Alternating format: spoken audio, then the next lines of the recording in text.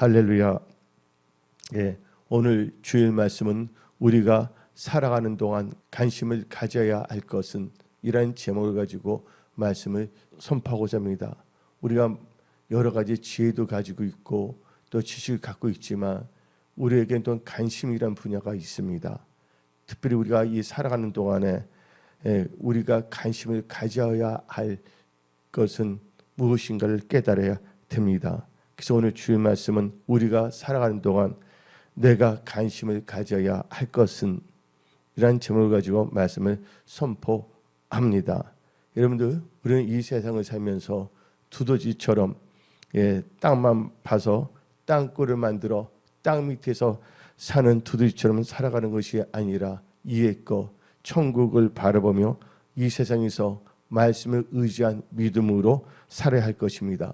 그래서 골로새서 3장 1절 2절은 우리에게 말합니다. 그러므로 너희가 그리스도와 함께 다시 살리심을 받았으면 이의 것을 찾으라. 거기는 그리스도께서 하나님의 우편에 앉아 계시니라. 이의 것을 생각하고 땅의 것들을 생각하지 말라고 말했습니다. 그렇다면 우리가 이 살아가는 동안 관심을 가져야 할 것이 무엇인가를 알아야 되는데, 여러분들 지금 우리나라 사회를 보시기 바랍니다. 특별히 우리 한국 사회를 보시기 바랍니다. 오늘날 우리가 살고 있는 이 한국 사회는 급격한 변화를 겪고 있습니다. 무엇보다도 가장 심각한 것은 저출산과 고령화라는 것입니다. 65세 이상 인구가 벌써 전체 인구의 20%로 한국은 이제 고령화가 되었고 몇 년 지나면 이제 초고령화 시대가 됩니다. 또한 출산율은 0.7%로 OECD 국가에서 제일 낮은 출산율을 갖고 있습니다. 또한 이런 사회적 현상 가운데 두드러진 특징 하나가 뭔지 아십니까? 가정의 붕괴가 예상보다 빨리 그리고 심각하게 일어나고 있다는 것입니다. 특히 출산율 저하가 심상치 않습니다. 또한 오늘날 우리 한국교회는 중대한 위기의 순간이 처해 있습니다. 급격한 세속 문화, 그리고 레저 문화, 그리고 이 사이버 문화, 종교 다운주의 오는 건의의 추력으로 점점 교회가 쇠락해져 가고 있습니다. 그로 이제 많은 교회에서 어린아이들의 울음소리가 사라져가고 있고, 또 어린이들과 청소년이 또 대학생까지 교회를 떠나가는 시대에 살고 있습니다. 오늘은 이 어린이 주일 또한 청소년 주일입니다. 이럴 때일수록 우리가 살아가는 동안 관심을 가져야 할 것은 다음 세대를 이끌어갈 어린 아이들과 청소년들이라는 것을 우리는 깨달아야 하는 것입니다.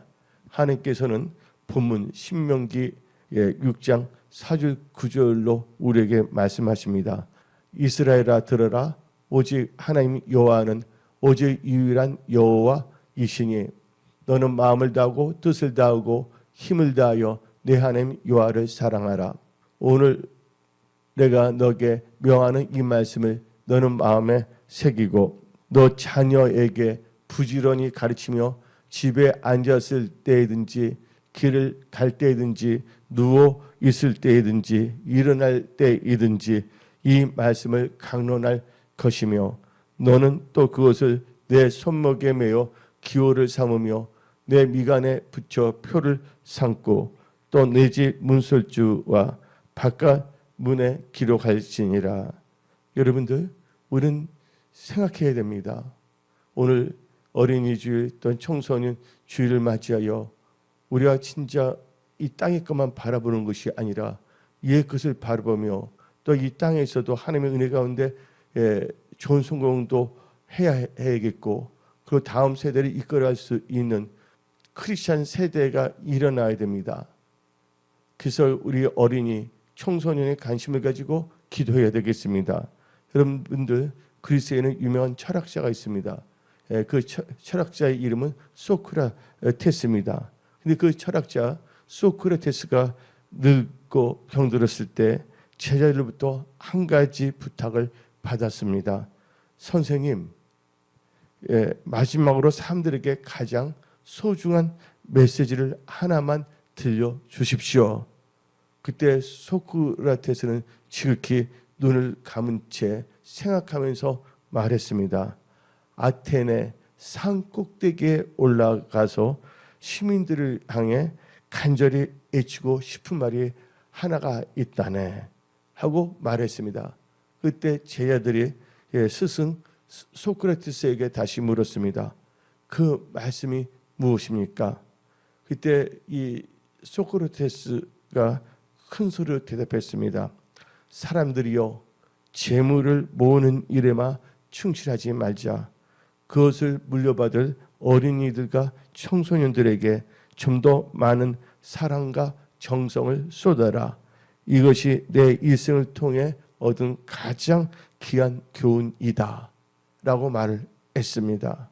우리가 살아갈 동안 내가 관심을 가져야 할 것은 첫 번째로 미래, 즉 차세대를 이끌어갈 어린이, 청소년들에게 관심을 가지고 그들에게 샘플, 본이 되어야 하는 것입니다.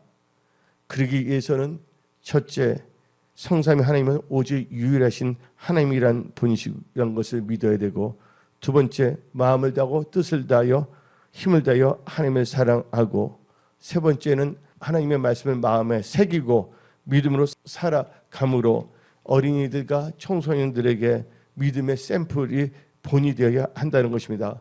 오늘 본문 말씀 신명기 6장 4절은 이스라엘아 들으라. 우리 하나님 여호와는 오직 유일한 여호와이시니 하나님은 한 분이시라는 거. 근데 5절 보면 너는 마음을 다하고 뜻을 다하고 힘을 다하여 네 하나님 여호와를 사랑하라. 하나님을 사랑하는 것에 자녀들에게서 샘플이 되어야 됩니다. 6절 보면 오늘 내가 너에게 명하는 이 말씀을 너는 마음에 새기고, 여러분들이 하나님의 말씀을 마음에 새기고 믿음으로 사는 것에 대하여 어린아이들에게 본이 되어야 하는 것입니다. 근데 여러분들, 어느 날 한 모녀가 있었습니다. 그 엄마가 딸을 데리고 서점에 데리고 갔습니다. 그래서 서점에서 이 엄마가 책을 사는데 그 엄마가 딸에게 다음같이 말했습니다. 딸아, 너가 보고 싶은 책을 골라라고 했습니다. 시간이 흐른 후에 딸이 골라놓은 책을 보니까 아이가 내놓은 책 제목이 뭔지 아십니까? 올바른 자녀 양육법 이라는 책이었습니다. 그래서 그 엄마가 그 딸에게 물어봤습니다. 너 왜 이 책을 골랐니? 하고 물으니까 이 딸아이가 하는 말이 엄마가 나를 제대로 양육시키나 보려고요 라고 말했습니다. 여러분들, 자녀 내 몸으로 낳았지만 그 속을 다 알 수가 없습니다. 그런 의미에서 부모는 자녀의 본받을만 믿음의 샘플이 되어야 하는 것입니다. 그리고 아이는요, 부모의 거울입니다. 애들 3살, 4살 아이들 보게 되면요, 말하는 거 보면 부모 하는 말 그대로 합니다.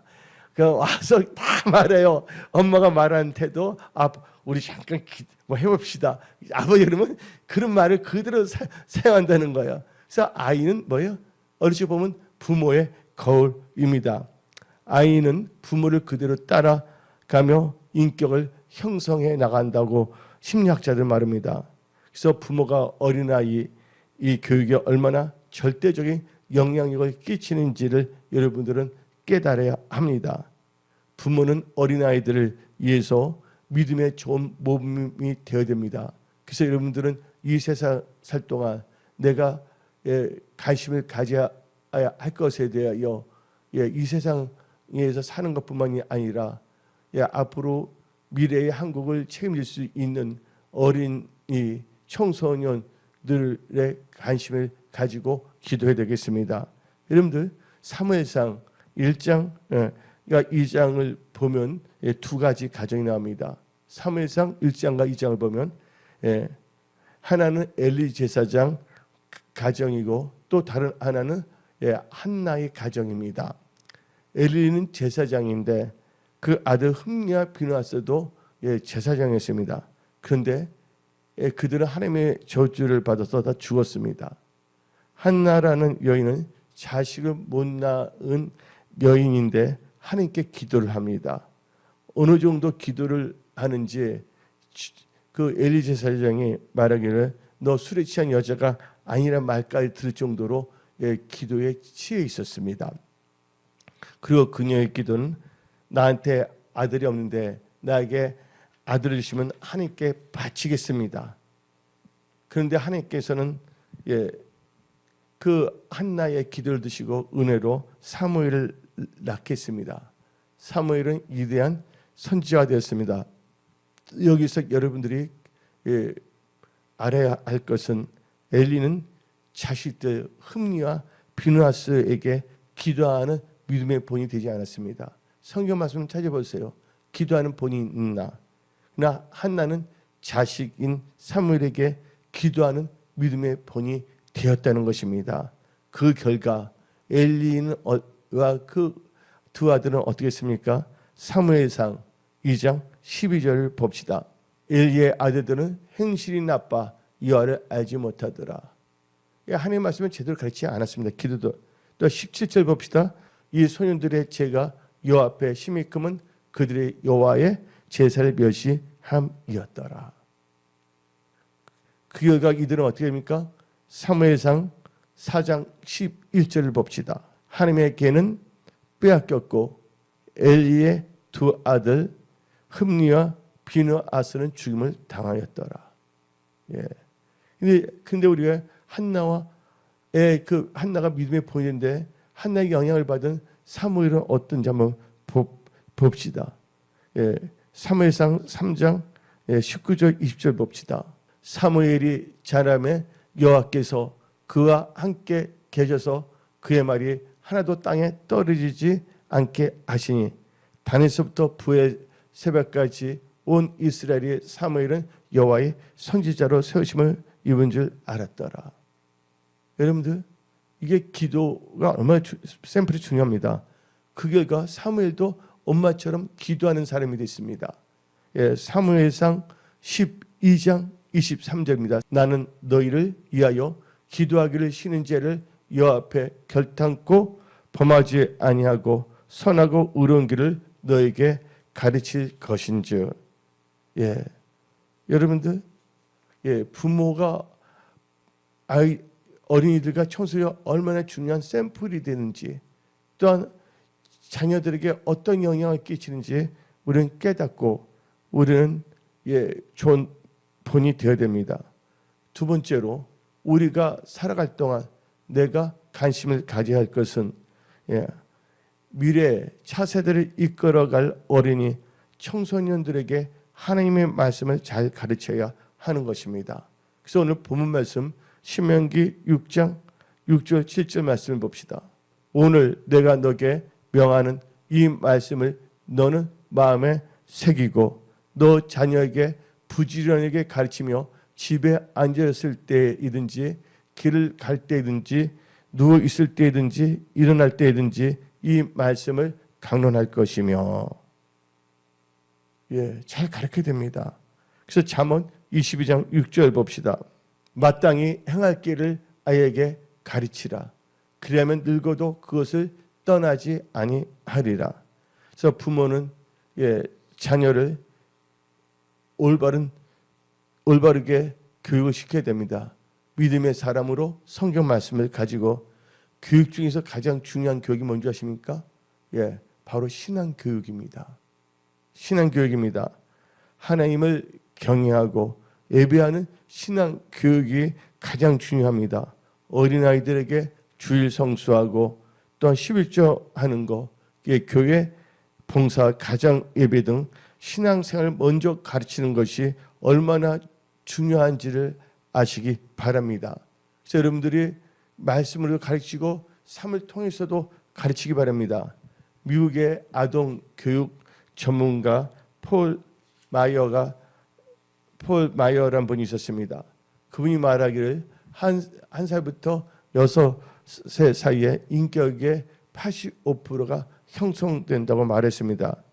이 시기에 부모가 가정예배, 주일성수 또 11조 생활, 교회 봉사 등 신앙생활 전반에 가는 것을 잘 가르치면 그 아동은 그것을 받아들이고 평생에 하나님을 섬기고 산다고 말합니다.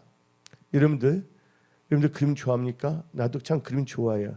특히 나는 빈센트 반 고흐의 그림을 참 좋아하는데 또 더불어서 누굴 좋아하냐면 밀레 아세요? 밀레라는 화가를 참 좋아합니다. 근데 밀레가 무슨 그림을 그리냐면 만종이란 거 아시죠? 만종을 그렸습니다. 근데 이 밀레가 젊었을 때 파리에 공부하러 갈 때 그 밀레의 할머니가 밀레에게 다음같이 말했습니다.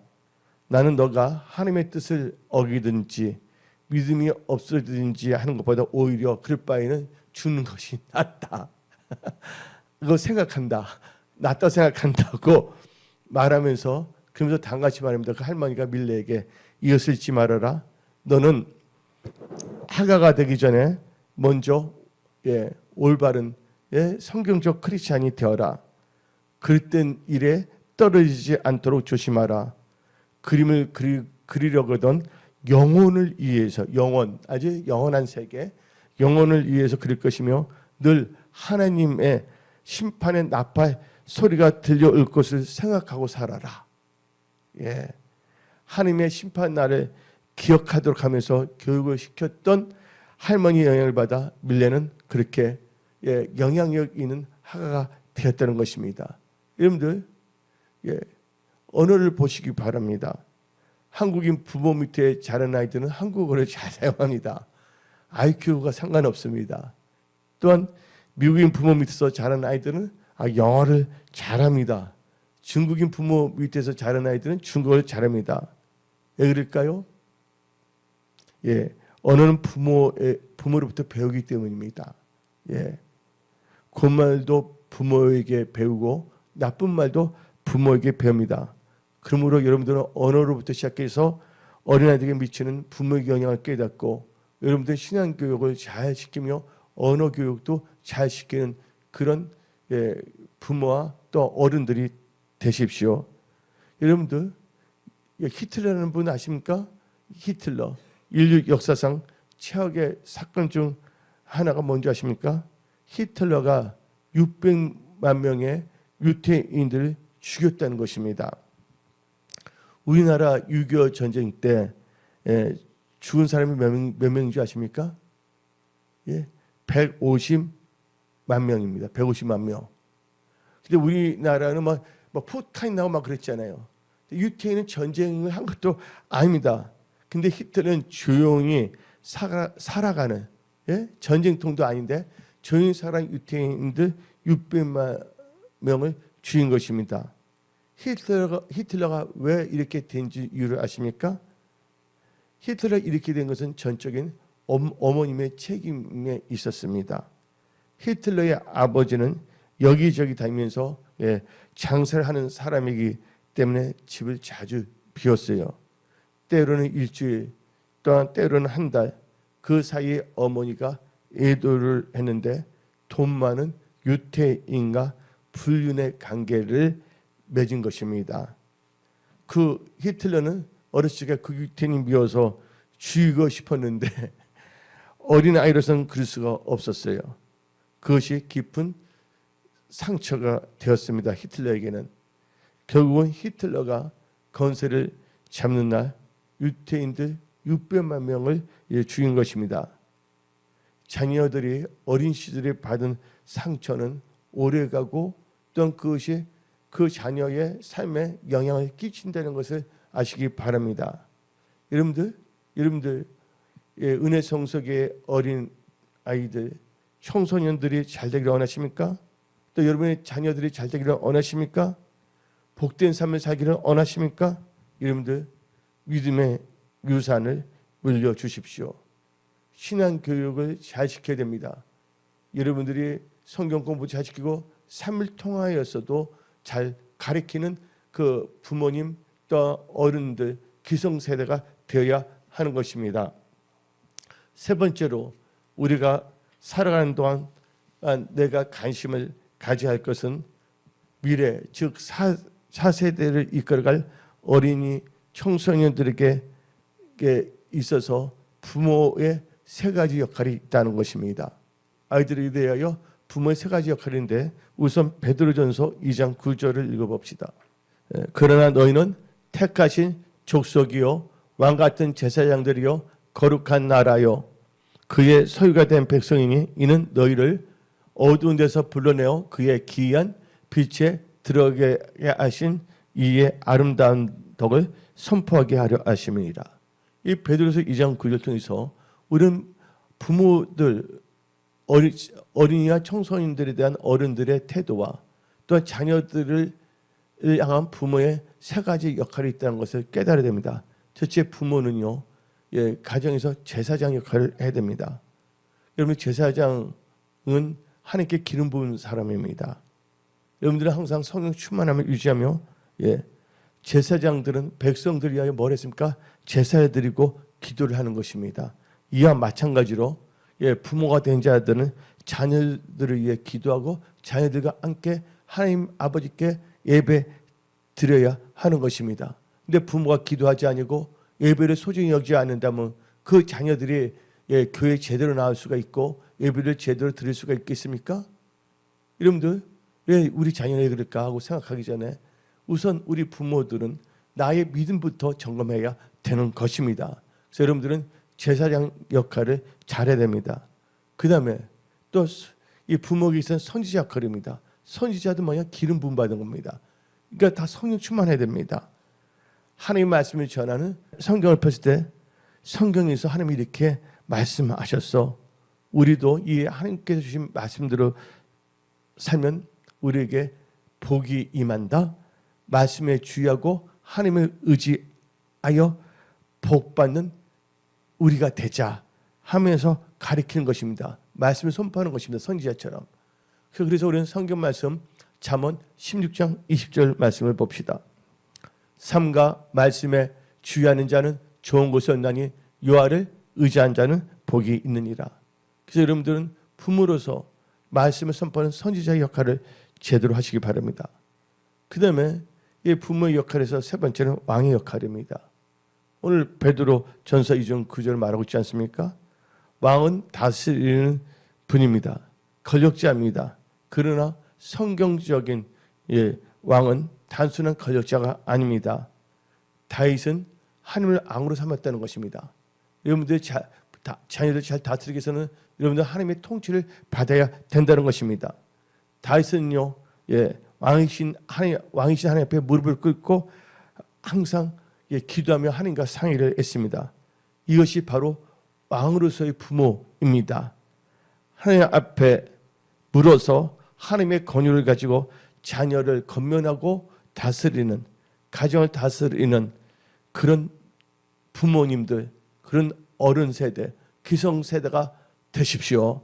그래서 자기 감정대로 나가면 합니다. 확 내버리고 주먹이 날아가고 욕하면 안 됩니다. 자녀를 노엽게 해서는 안 됩니다. 그래서 에베소서 6장 4절 말씀 봅시다. 또 아비들아 너희 자녀들을 노엽게 하지 말고 오직 주의 교훈과 훈계로 양육하라. 아멘. 네 번째로 우리가 살아갈 동안 내가 관심을 가져야 할 것은 미래 차세대를 이끌어갈 어린이 청소년들에게 만남의 축복을 위해 기도해야 된다는 것입니다. 무슨 축복? 만남의 축복. 여러분들 부모들은 자녀가 만나는 사람들 또한 또 자녀들이 사귀는 친구에 대해 관심을 가져야 한다는 것입니다. 친구는 자녀의 일생에 큰 영향을 끼칩니다. 또한 선생도 자녀들에게 큰 영향을 끼칩니다. 한국 속담을 보시기 바랍니다. 친구 따라 어디 간다고요? 친구 따라 강남 간다 라는 말이 있습니다. 한마디로 친구를 따라하게 되어 있다는 것입니다. 어떠한 친구를 만나고 사귀냐 하는 것은 자녀 인생에 중대한 영향을 미칩니다. 그래서 잠언 18장 24절 말씀을 봅시다. 많은 친구를 얻는 자는 해를 당하게 되거니와 어떤 친구는 형제보다 친밀하니라. 예. 또 고린도전서 15장 33절 34절 속지 말라. 악한 동무 악한 친구들은 선한 행실을 더럽히나니 의를 행하고 죄를 짓지 말라.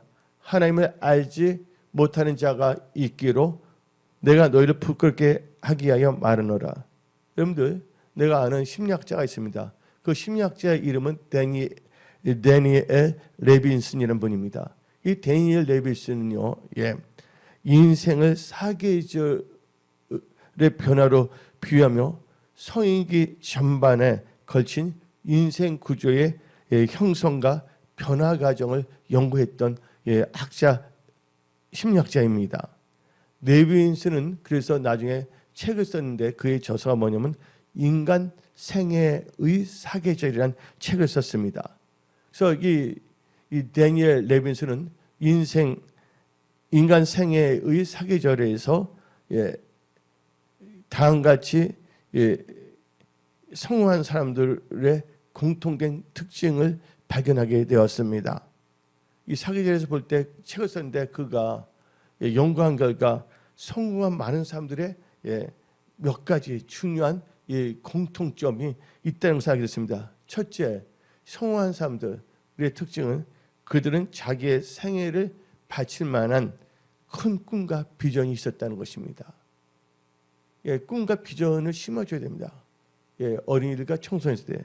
둘째, 그들의 악기를 가르쳐줄 훌륭한 스승이 있다는 것입니다. 그래서 우리 주일학교 중고등부 학생들은 항상 좋은 선생님 만남의 축복이 있어야 하는 것입니다. 세 번째는 좋은 선배가 있을 뿐만 아니라 최소한 한 명의 친구가 있었다는 공통점을 발견하게 됐다는 것입니다. 성공한 사람들은요, 깊이 사귀고 긴밀한 유대를 가지고 자신의 꿈을 나눌 수 있는 친구가 있었고, 이러한 친구는 그가 좋았을 때뿐만 아니라 그가 낙심하고 실패하여 좌절했을 때에도 곁에서 끊임없이 도움을 주었다는 것입니다. 이런 사람들이 인생에서 성공했다는 것입니다. 그래서 부모들은 이 자녀들, 어린이, 청소년들을 위하여 만남의 축복을 위해서 기도해야 되는 것입니다. 왜 그럴까요? 좋은 친구는 좋은 영향력을 미칩니다. 올바른 친구는 올바른 길을 이끌어갑니다. 성공한 친구는 성공으로 이끌어 줍니다. 우리는 우리의 삶의 분위기를 만들어주는, 여러분들, 우리의 삶의 분위기를 만들어주는 게 친구입니다. 그래서 친구는 우리에게 있어서 산소와 같습니다. 여러분들이 산소가 뭡니까? 공기 있잖아요. 근데 나쁜, 산소가 많지 않은 나쁜 공기를 쐬느냐, 산소가 많은 좋은 공기를 쓰느냐에 따라 건강에 절대적 차이가 있는 것처럼, 어떤 친구를 만나냐에 따라서 그 자녀들에게는 엄청난 영향이 있다는 것을 깨달으십시오. 그래서 우리는 자녀들을 위해서 좋은 친구, 좋은 선생님 만남의 축복을 위해서 기도해야 됩니다. 앞으로 만날 배우자 또한 이성의 친구들의 만남, 좋은 만남에 있어도 기도해야 되고, 아이들이 분별력을 갖도록 기도해야 되는 것입니다. 선택을 잘하도록. 그래서 잠언 17장 17절 봅시다. 친구는 사랑이 끊어지지 아니하고 형제는 이급한 때를 위하여 낳느니라. 또한 여러분들 시편 119편 63절 봅시다. 하나님이 여러분의 친구가 되어야 됩니다. 나는 주를 경외하는 모든 자들과 주의 법도를 지키는 자들의 친구라. 특별히 우리의 친구 대신 예수님을 만나야 됩니다. 제일 가장 좋은 친구, 또 영원히 우리와 함께 하시며 우리를 도우시는 친구, 누구를 만나야 된다고요? 예수님을 자녀들이 만나도록 해야 됩니다. 그리고 성령님을 만나 성령 체험을 하도록 해야 되는 것입니다. 마지막으로 다섯 번째, 우리가 살아가는 동안 내가 관심을 가져야 할 것은 차세대를 이끌어갈, 미래를 이끌어갈 어린 아이들, 청소년들에게 하나님을 경외하며 말씀을 따라가는 삶을 살도록 해야 합니다. 하나님을 경외하며 말씀을 따라 살아가도록 해야 합니다. 그래서 신명기 10장 12절부터 13절 봅시다. 이스라엘아, 너 하나님 여호와께서 너가 요구하시는 것이 무엇이냐? 곧 내 하나님 여호와를 경외하여 그의 모든 도를 행하고 그를 사랑하며 마음을 다하고 뜻을 다하여 내 하나님 여호와를 섬기고 내가 오늘 너 행복을 위하여 너에게 명하는 여호와의 명령과 규례를 지킬 것이 아니냐. 그래서 여러분들 청소년들로 하여금 하나님의 경외 말씀에 따라 삶을 살도록 해야 됩니다. 그래서 부모들이 하나님의 경외하고 말씀에 따라간 삶을 사십시오. 그래서 우리 은혜 성소교회 주일학교, 중고등부, 대학부 부흥을 위해서 기도합시다. 오늘 선포된 말씀을 마음에 가지고 다음 세대를 위해 기도해야 되겠습니다. 한국 교회가 깨어 일어나야 합니다. 다음 세대 미래를 준비할 수 있는 은혜 성소교회가 되어야 하는 것입니다. 기도할 때 하는 것은 많은 어린아이들, 청소년들 은혜 성소교회에 보내줄 것이며 그 어린아이들을 위하여 청소년들 가리키는 주일학교 교사님, 모두 전도사님, 또 이렇게 주일학교 선생님들은 지금부터 열심으로 기도해야 되는 것입니다. 은혜 성소교회 이 마지막 때 하나님의 기쁘게 해드리는 교회로 끝까지 사명 감당해야 되는 것입니다. 하나님은 여러분을 사랑하십니다. 여기서 말씀을 마치겠습니다.